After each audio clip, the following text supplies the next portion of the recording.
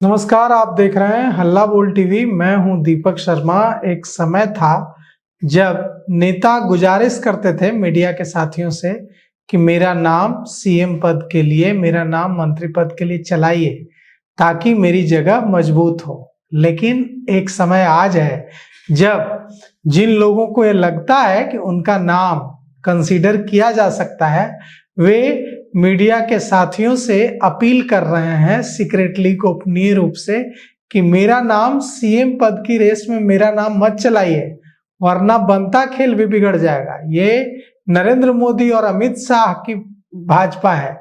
यहाँ इस तरह से नाम चलना और लॉबिंग को बड़ा नेगेटिव माना जाता है।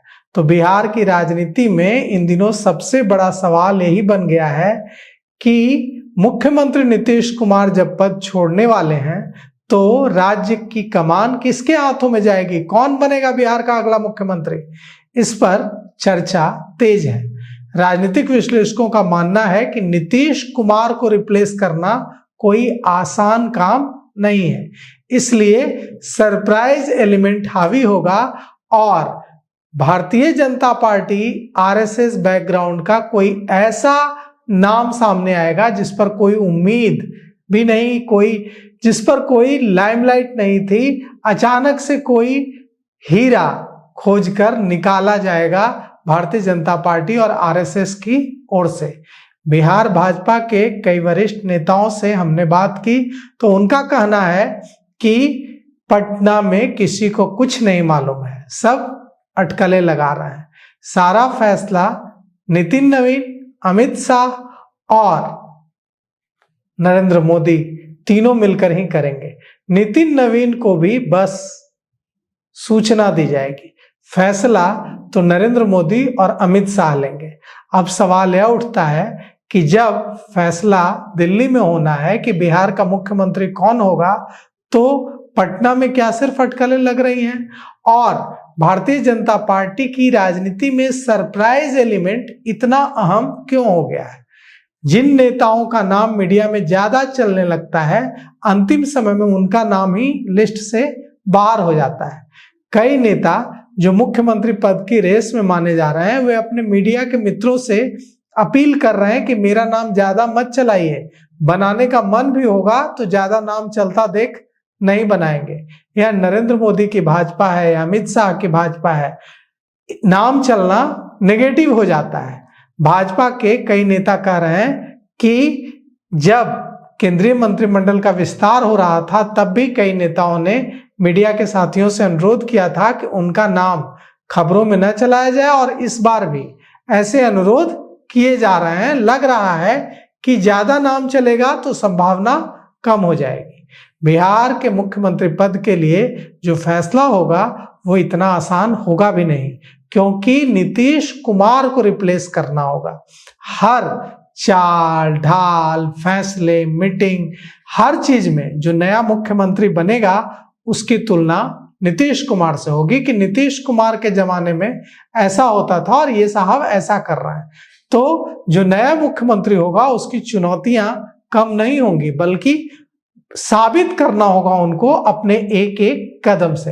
अब नितिन नवीन का उदाहरण दिया जा रहा है कि जब बात चल रही थी कि पार्टी का, भारतीय जनता पार्टी का अगला राष्ट्रीय अध्यक्ष कौन होगा, तो कितने बड़े बड़े नाम चल रहे थे, धर्मेंद्र प्रधान से लेकर कितने बड़े बड़े नाम चल रहे थे।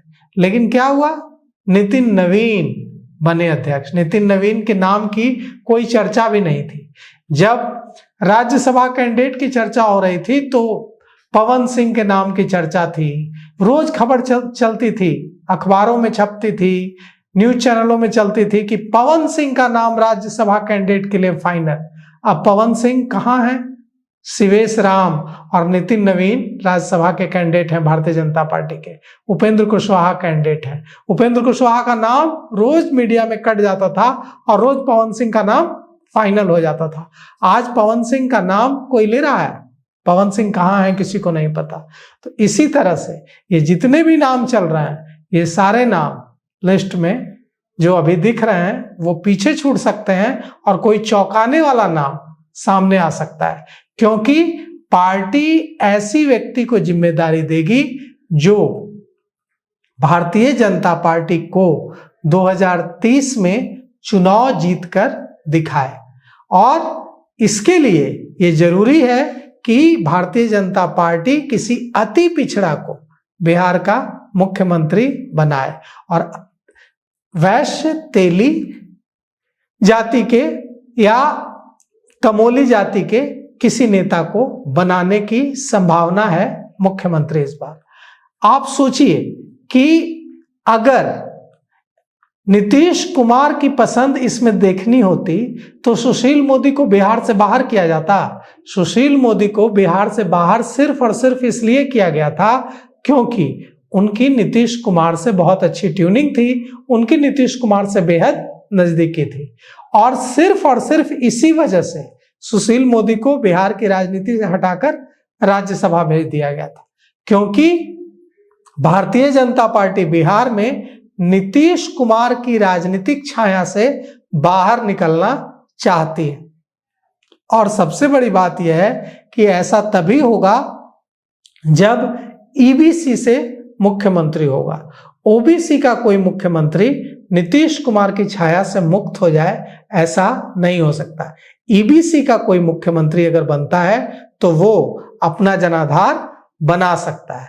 अब सवाल यह उठता है कि क्या कोई सांसद या कोई ऐसा व्यक्ति जो न जो सांसद है न विधायक है मुख्यमंत्री बन सकता है? बिल्कुल बन सकता है। और ऐसे ही नाम जल्द ही आपके सामने आएंगे। तब आप याद कीजिएगा कि हमने पहले ही बता दिया था कि ये जो बड़े बड़े नाम चल रहे हैं ये सारे नाम बाहर हो जाएंगे और कोई चौंकाने वाला नाम सामने आएगा और पूरी उम्मीद है कि वह नाम ईबीसी से होगा, अति पिछड़ी जाति से होगा। तो फिलहाल इस पेशकश में इतना ही। आगे की खबरों के लिए देखते रहिए हल्ला बोल टीवी। शुक्रिया।